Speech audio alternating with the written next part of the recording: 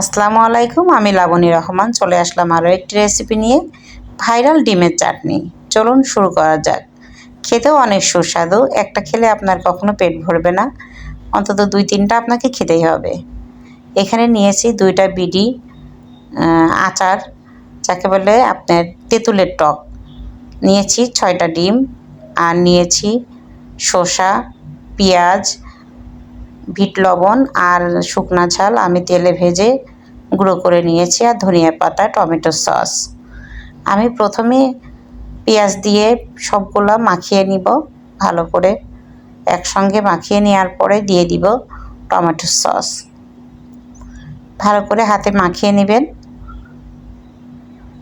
দিয়ে দিব এখানে টমেটো সস, তারপরে বিডি আচার, বিডি তেঁতুলের আচার। এটা খেতেও অনেক সুস্বাদু এই আচারটা।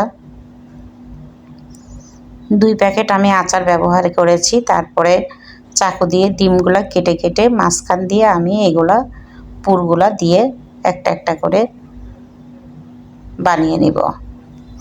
আবার একটি ডিম আমি মাঝখান দিয়ে কেটে পুরগুলা ভিতরে দিয়ে দেব। সত্যি না খেলে বুঝবেন না, খেতেও অসাধারণ, অনেক টেস্টি। একটা একটা করে পুরগুলা নিয়ে নেব। আপনাকে তো একটাতে আপনার কখনো পেট ভরবে না, মনে হবে যে 5-6টা খেয়ে নিলেই ভালো লাগবে। আমার তো খেতে অনেক ভালো লেগেছে। আসলে ডিম এভাবে খেলে অনেক সময় ভালো লাগে না, এভাবে বানাই খেতে খুব ভালো লাগে। এমনি সাধারণত ডিম সিদ্ধ অনেকে খেতে চায় না, এভাবে দিলে বাচ্চারাও খুব সুস্বাদু মতো খেয়ে নেবে। তো আমার এই আচারটা দিয়ে যদি এইভাবে ডিম বানানো আপনাদের ভালো লেগে থাকে, তাহলে আপনারাও বানিয়ে খাবেন এবং আমাকে কমেন্ট বক্সে জানাবেন। আমার ভিডিওটা যদি ভালো লেগে থাকে তাহলে like, comment, share and subscribe করে দিবেন। আর আল্লাহ হাফেজ। Thanks for watching.